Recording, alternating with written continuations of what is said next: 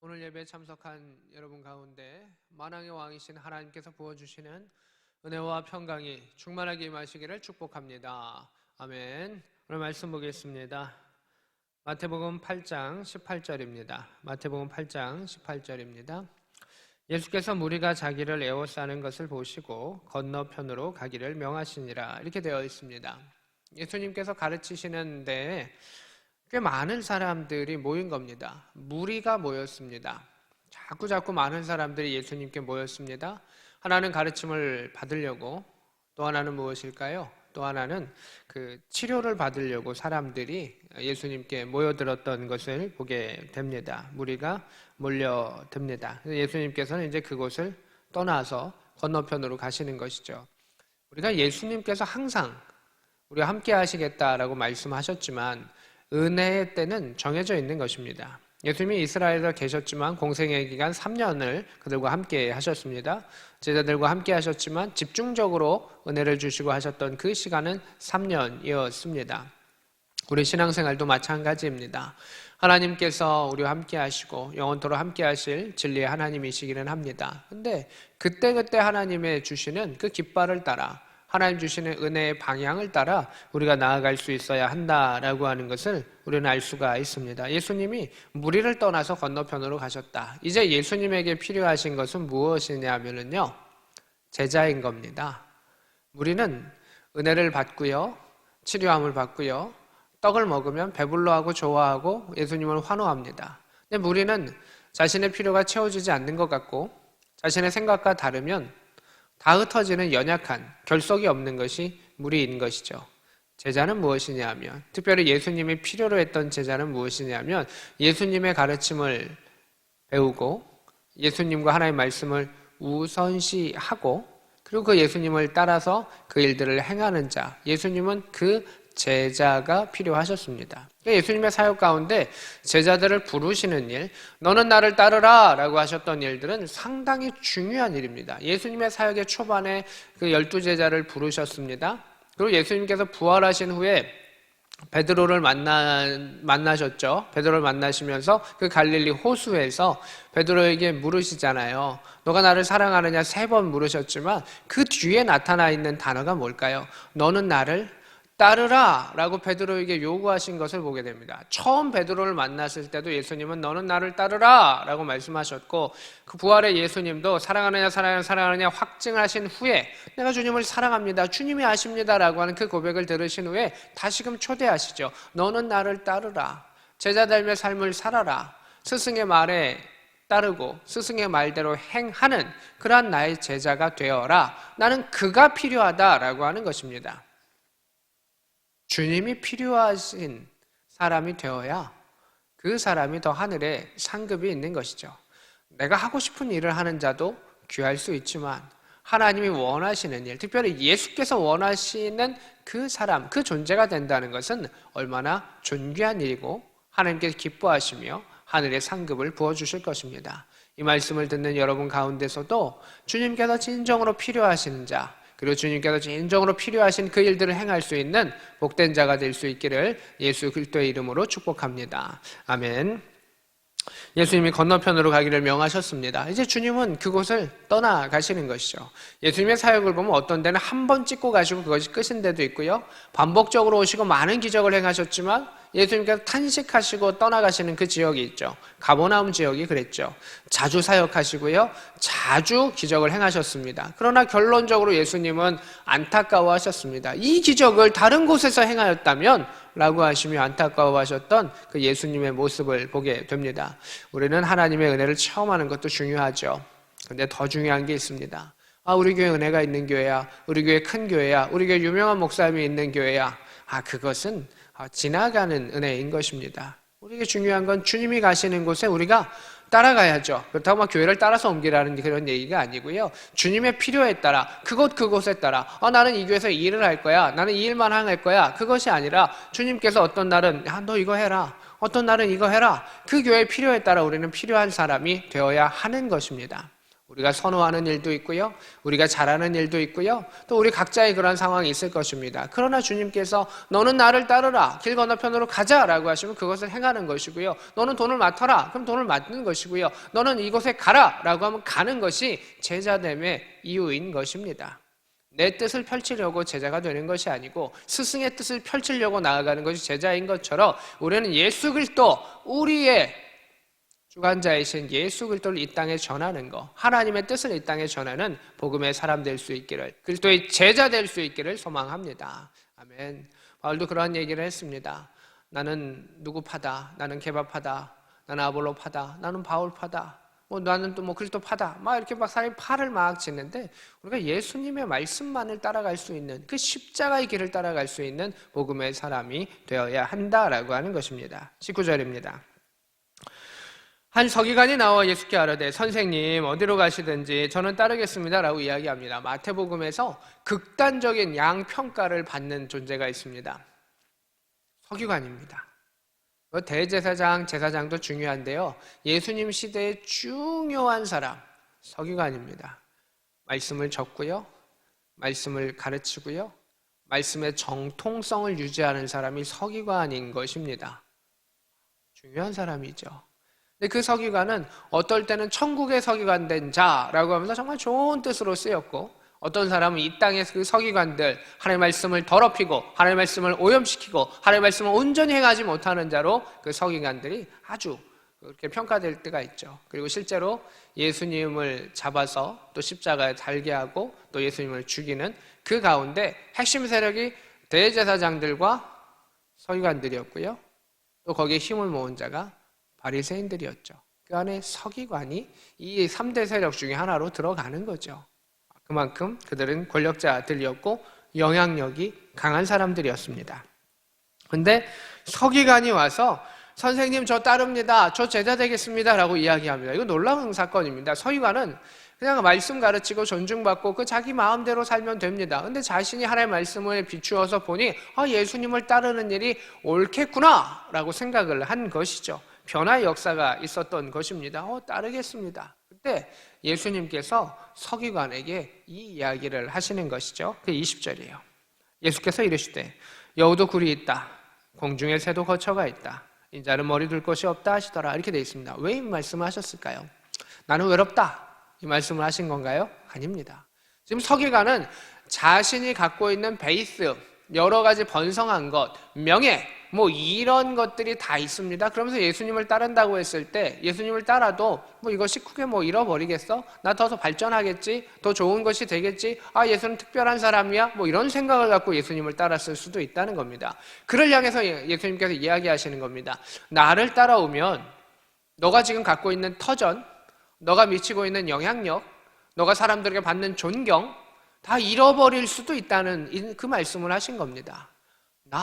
너가 따르는 너의 스승은 머리 둘 곳이 없어. 여우는 거할 곳이 있지, 새도 둥지가 있지. 근데 내 길을 따르면 사람들이 적대한다, 사람들이 돌을 든다, 나를 질투의 눈으로 바라본다. 너는 지금 내가 기적을 행하고 사람들이 무리가 모여 있기 때문에 와, 놀랍다, 나도 저렇게 돼야지 라는 생각을 갖고 나를 따르지 않니? 그러나 예수 그리스도의 길은 십자가의 길이다. 예수 그리스도의 길은 외로움의 길이다, 고난의 길이다, 험난의 길이다 라고 하는 것을 가르쳐 주신 겁니다. 우리가 우리가 찬양할 때 무슨 일을 만나든지 만사형통하리라 라고 이야기합니다. 그것은 결과를 의미하는 거죠. 하나님 안에서 형통을 의미하는 것이지 고난이 없다는 것을 말하는 거 아니고요, 십자가가 없다는 것을 말하는 거 아닙니다. 사단이 예수님 그 세 가지 시험 가운데 유혹하지 않습니까? 십자가 없는, 고난 없는 그 영광을 내가 너에게 줄 거야. 너 내게 무릎 꿇어봐, 나를 인정해봐 라고 유혹하죠. 우리 모두는 그런 유혹을 그리스도와 같이 받을 수밖에 없고 우리는 연약하기 때문에 그 유혹에 쉽게 넘어갈 수밖에 없습니다. 그러나 예수님도 그 십자가의 길을 걸어가셨습니다. 예수님이라고 고난이, 십자가의 길이 그냥 내 취미생활이고 나 고통당하는 거 아유 나 잘 견뎌 이거 아닙니다. 이 잔이 내게서 옮겨가게 하옵소서. 그러나 아버지의 뜻이었든 아버지의 원이시거든 그것이 예수님의 기도였던 것입니다. 제자는 스승의 뜻을 따르는 것이고 예수님은 아버지 하나님의 뜻을 따르셨습니다. 이것이 우리가 가는 그 길이라는 것입니다. 내 뜻과 아버지의 뜻이 일치될 때가 있고요, 일치되지 않을 때가 있습니다. 그러면 어떻게 해야 될까요? 아버지의 뜻이 우선시돼야 하는 거죠. 이것이 대부분 일치될 때가 많고요, 심지어 하나님은 우리에게 양보해 주실 때도 있어요. 그러나 우리의 기본 마음의 스탠스는 어떠해야 하는가라고 하는 것을 오늘 성경은 우리에게 잘 가르쳐 주고 있습니다. 여우도 굴이 있다, 새도 거처가 있다. 주님의 마음이 얼마나 외로우실까라는 생각을 합니다. 지금 주님은 사람들이 너무 많이 몰려가지고 사람이 너무 많은 그런 거죠. 근데 그 풍요 속에 주님은 외로움을 느끼시는 겁니다. 진정 내 마음을 아는 자가 있을까? 진정 나와 함께하는 자가 있은가? 주님께서는 늘 기도하시며 하나님과의 그 교제를 통해서 회복해 가셨던 것을 보게 됩니다. 우리가 높은 자리에 있던, 또 풍요로운 자리에 있던, 또 세상 가운데 사람들과 즐기는 자리는 많은 사람이 있을 겁니다. 하지만 결국은 우리 신앙인은 외로움의 길을 걸어갑니다. 그 길은 주님과 함께하는 그 길이요, 좁은 길이다 라고 하는 것을 알 수가 있습니다. 21절입니다. 제자 중에 또 한 사람이 이르되 주여 내가 먼저 가서 내 아버지를 장사하게 하옵소서 이렇게 되어 있습니다. 서기관이 와가지고 내가 주님 따르겠습니다, 제자 되겠습니다 라고 하니까 그 길은 외로움의 길이요 십자가의 길이다 라고 말씀하셨고, 제자 중에 또 한 사람이 얘기합니다. 지금 이 어떤 상황이냐면 예수님께서 제자들을 이렇게 부르셨습니다.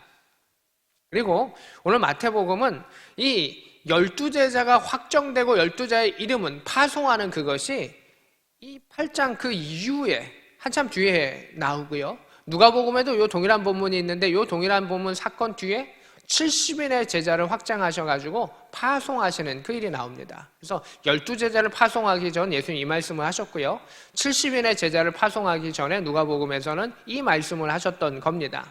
누가 제자냐? 누구를 파송할 수 있느냐? 그냥 모여가지고 나는 따릅니다 라고 말했던 자가 제자가 아니고 이 말씀을 받고 이 말씀에 합하게 행하는 자가 제자였고, 그를 통해서 하나님께서는 귀신을 내어쫓는 권세와 말씀의 권세를 허락하시고 병든 자를 치유하시는 권세를 허락하시며 제자들을 보내셨고, 제자들이 결국 그 일들을 행하면서 귀신이 우리에게 굴복했습니다 라고 보고하는 사건들이 성경에 나와 있는 것입니다. 12제자가 그렇게 했고 70인의 제자가 그렇게 했습니다. 그 외에 제자들이 있겠지만 특별한 제자들은 이 물음에 예스, 주님을 따릅니다라고 하는 말의 고백과 행동의 고백이 되는 자들이 예수님의 제자였다라고 하는 것을 보게 됩니다. 내가 먼저 가서 내 아버지를 장사하게 허락하옵소서라고 이야기합니다. 많은 제자들 중에 제자 되겠다라고 했었던 사람들 중에 이렇게 이야기한 거죠. 그런데 대부분의 상황이라면 주님은 오케이 라고 하셨을 겁니다. 또 어떤 제자는 예수님 병 고침을, 어떤 사람은 예수님 병 고쳐줄 때 나 따르겠습니다, 따르게 해주세요 라고 했었던 귀신 들린 자들도 있고 그 아픈 자들도 있지 않습니까? 근데 주님이 한결같이 보내셨습니다. 제사장에게 가라, 너의 나음을 보여줘라, 가족들에게 가라, 하나님께 영광 돌려라 라고 이야기하신 거죠. 주님이 각자의 사명대로 부르시고 보내셨기 때문에 꼭 너는 내 제자 돼야 돼, 너 이거 해야 돼 라고 부르지 아니하시고 그 사명대로 보내셨던 것을 보게 됩니다. 근데 여기 있는 제자들 중에서 특별한 사명을 받고 부르심을 받은 자가 있던 겁니다. 그런데 그 사람을 향해서 예수님께서 장사하게 해주세요, 내가 아버지 먼저 이거 해주세요 라고 했을 때 그것을 일단 막으시는 그 본문이 특이하게 나옵니다. 그게 22절이죠. 예수께서 이르시되 죽은 자들이 그들의 죽은 자들을 장사하게 하고 너는 나를 따르라, 이렇게 되어 있습니다. 여지껏 다 보내셨어요.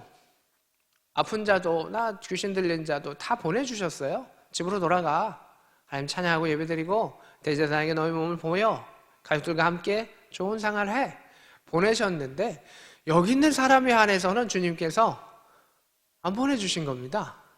보내셨 다음에 야 이따 좀 이따 와 라고 말할 수도 있음에도 불구하고 주님이 안 하셨죠. 특별한 의미가 있는 것이죠. 하나는 무엇이냐면 모든 것에 때가 있는 것이죠. 지금 이 제자는 이 제자의 무리 중에 주님은 12제자를 구분하시고 70인의 제자, 이름은 다 나와 있지 않습니다. 그 70인의 제자를 구분하시는 그 역할을 행하시고 그들을 파송 보내는 중요한 역할을 준비하고 계셨던 겁니다. 지금의 이때는 너가 아버지를 찾아가고 또 아버지의 장례를 치르는 것 중요할 수 있지만 지금은 전쟁의 때고 너가 이 일들을 먼저 해야 한다라고 하는 그 사람을 향한 특별한 콜링이었던 거죠. 이 콜링이 우리가 어려움을 부딪힐 때가 있습니다. 대부분의 경우는 하나님께서 가라, 괜찮아 라고 말씀하시는데 특별하게 내 뜻과 다르게 하나님께서 잠깐만 이거 이렇게 해야 돼, 지금 그 사람들은 그 사람들이 하게 해주고 너는 지금 나를 따라야 돼 라는 그 명령을 그에게 하셨던 겁니다. 나를 따르라 라고 말씀하셨습니다. 그래서 우리는 그 우선순위, 그럼에도 불구하고 주께서 명령하실 때 그것을 따를 수 있는 자가 제자고요, 그러한 자가 70인에 들어가는 거고요, 그러한 자가 12에 들어가는 자고요, 그러한 자가 하늘의 보좌와 하늘의 상급이 있는 자다라고 하는 것입니다. 주님은 무조건 넌 내 뜻만 따라 라고 하시지 않아요. 주님은 우리의 아픔을 아시고요, 그 장례를 치러야 한다는 거 아시고요, 대부분의 경우는 허락하셨을 것입니다. 그러나 그렇지 않다면 그 또한 하나님의 섭리와 계획이 있다라고 하는 것을 인정하는 것이 신화된 도리고 부화된 도리고 제자된 도리다라고 하는 것을 보게 됩니다. 그 또 하나는 죽은 자들이 그들의 죽은 자를 이렇게 장사하게 하고 이렇게 되어 있습니다. 지금 예수님의 사역 가운데 이 죽은 자들은 여러 가지 의미를 갖고 있습니다. 죽은 자들, 영적으로 죽어있는 자들이 그들 가운데 행하게 해라. 지금 우리 영적으로 살려야 될 사람들이 있다라고 하는 것이고 이미 그는 죽었다. 그러하기 때문에 지금 살아있는 자를 위하여, 너의 가족을 위하여, 살아있는 친족들을 위하여, 지금 이스라엘 백성들을 위하여 너가 일을 행해야 한다라고 하는 그 삶의 우선순위도 이야기하시는 겁니다. 가끔은 우리 이걸 보면서 예수님만 넌 나만을 따라 이것처럼 생각하는데 죽은 자들은 죽은 자들을 장례하게 하고 라고 한 것 가운데 너는 지금 살아있는 너의 동족들을 주목하라, 너는 지금 살아있는 그 일들을 주목해라 라고 하는 주님의 명령이신 것을 보게 됩니다. 우리 기독교 전통 가운데 제사를 잘 드리지 않죠. 근데 그 이유는 그것이 우상 숭배가 될 수 있기 때문에 하는 것이 있고, 또 하나는 살아계셨을 때 우리 효도하고 돌아가신 후에는 그를 기억하고 예배하지만 그것이 우상화되지 않게 우리 하기를 원합니다라고 하는 그 마음도 있다라고 하는 것입니다. 사람이 한 번 죽는 것은 누구에게나 있는 것이고 이 땅을 떠나면 우리에게는 천국과 또 다른 그러한 일들이 결정되는 것이고 누구나 다 최후의 심판대 가운데에 서게 된다라고 하는 사실을 알고 있습니다. 그래서 죽은 자들은 죽은 자들이 장래하게 하라라고 하는 것 역시 그 심판과 그 죽음에 대한 의미도 우리에게 주는 것을 보게 됩니다. 우리가 할 수 있는 것은 우리의 생명이 있는 동안 하나님을 믿으며 예수 그리스도를 따르며 복음을 전하는 일이 우리의 일들일 것입니다. 우리 살아계신 부모님들 또 우리 친족들을 향해서 우리가 열심히 복음 전하며 열심히 행해야 됩니다. 돌아가신 후에 후회하는 것이 아니라 지금 이 순간도 내 자녀를 위하여 내 사랑하는 이들을 위하여 친족을 위하여 우리가 기도해야 되는 그 사명을 우리 가운데 있는 것입니다. 그것이 너는 나를 따르라 라고 하는 그 의미이기도 하고 너 주변에 살아있는 자들 아직 살아있고 구원이 필요한 그들을 향해서 가라 라고 하는 하나님의 명령이실 수도 있을 것입니다. 주께서 우리를 부르십니다. 너는 나를 따르라. 너는 나를 따르라. 그 부르심을 오늘도 우리에게 말씀하여 주십니다. 삶의 여러 가지 자리 가운데 너는 나를 따르라. 우리의 직업과 삶의 위치는 다르지만 주님은 요구하십니다. 어부였던 그를 향해서 베드로와 그 제자들 향해서도 부르셨고 세리마태를 향해서도 부르셨던 그 주님이 오늘도 우리에게 부르십니다. 너는 나를 따르라. 우리가 그 말씀 안에서 주님의 그러한 우선순위 가운데 응답하고 죽은 자가 아닌 살아있는 자로서 오늘도 내게 생명 주신 그 하나님의 권세 가운데 엎드리며 산자들을 하나님께로 돌아오게 하고 영원한 생명을 얻는 길 가운데 동참할 수 있는 복된 저와 여러분 될 수 있기를 우리 모두가 될 수 있기를 우리 주 예수 그리스도의 이름으로 축복합니다. 아멘. 말씀을 생각하며 함께 기도하기를 원합니다. 기도합시다. 하나님 아버지, 하나님의 전능하신 가운데 구할 수 있는 믿음의 백성이 되게 하여 주시옵소서. 우리는 한없이 약하지만 또 우리는 주저하지만 주님을 신뢰하는 그 믿음 가운데 따라가게 하여 주시옵소서. 내 힘과 내 능력으로 행하는 것이 아님을 고백하게 하시고 하나님의 능력과 하나님의 권세와 하나님의 뜻과 계획 가운데 나아갈 수 있는 복음의 사람들이 되게 하여 주시옵소서.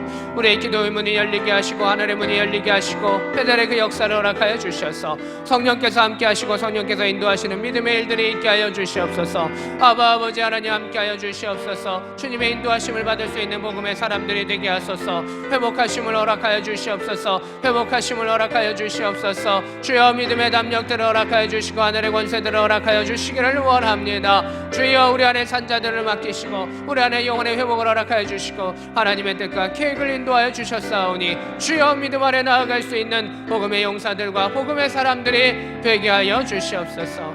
아버지 인도하소서. 아버지 인도하소서. 하늘 문을 여시고 하나님 함께하여 주시기를 원합니다.